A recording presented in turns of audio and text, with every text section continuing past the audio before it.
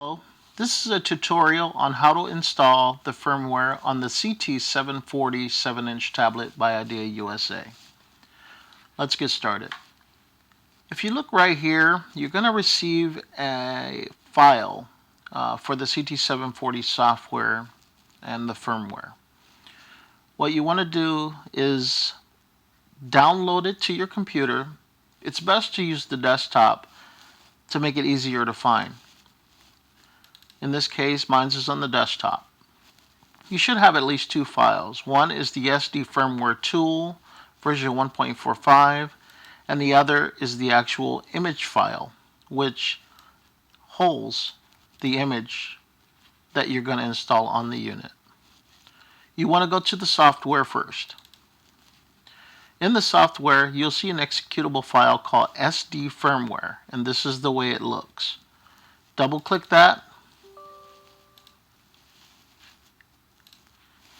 and now you're in the software to begin the process. Items that you would need to perform this is going to be a micro SD card, which looks like this.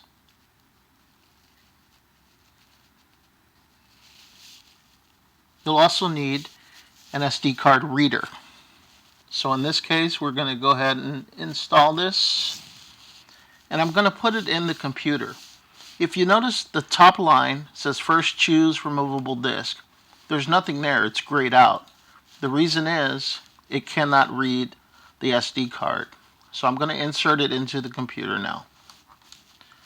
You should see that come alive, and now you see SD card with at least a 4 GB card. In this case, it's 3.75, and it's a 4 GB card. Next line, which it says second choice function, or second choose the function mode. In this case, we're going to choose to upgrade the firmware. Now, if you're just trying to boot the system into the Android system recovery mode, let's say if your password was forgotten and you need to reset the device so that you can regain access. You can just use the SD boot, but for the purposes of this video, I'm going to cover how to actually install the full software or firmware. The third choice here is the firmware. You want to choose the location where you downloaded it on your computer. And again, if you make it on the desktop, this makes it much easier to find. So in this case, I'm going to go to the desktop. Going to look for the CT740 folder that I created, and here's the firmware. Click that, say open, and that's basically it. The fourth choose demo, you can leave that blank. All you want to do now is create the disk. It's going to say creating upgrade disk. Data will be lost in your disk. Yes or no? You want to say yes. This will erase and format the disk. That's it. Once this process is done, you will need to remove the micro SD card from your computer and insert it into your tablet. Now this process could take up to 5 minutes depending on the speed of your computer. So please keep this in mind. I'm going to pause it here and we'll come back when it's finished.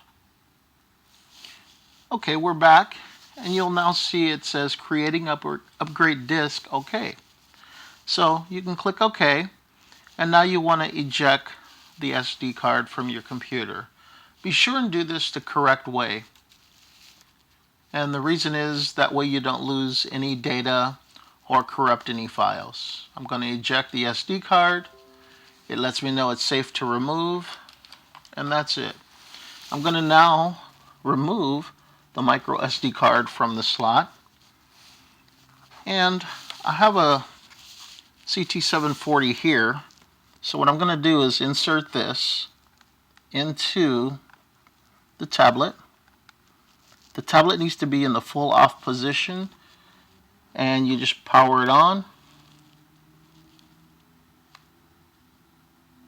You'll see the Idea USA logo.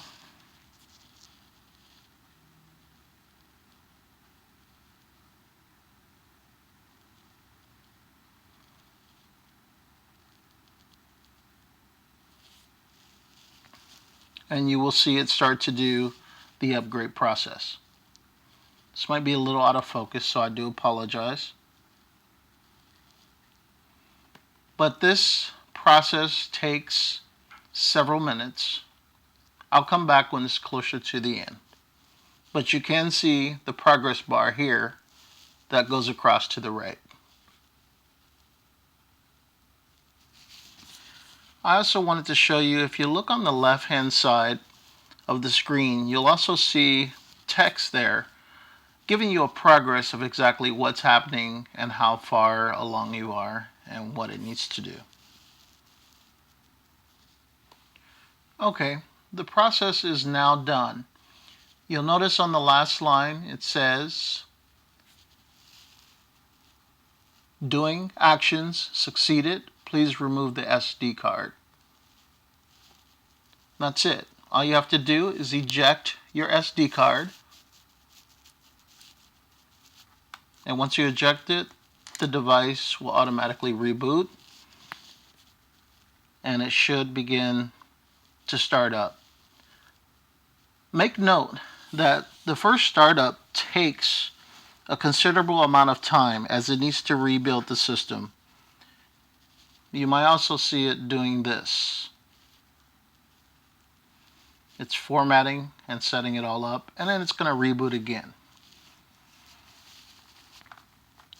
As I was saying, the reboot takes a lot longer on the very first boot.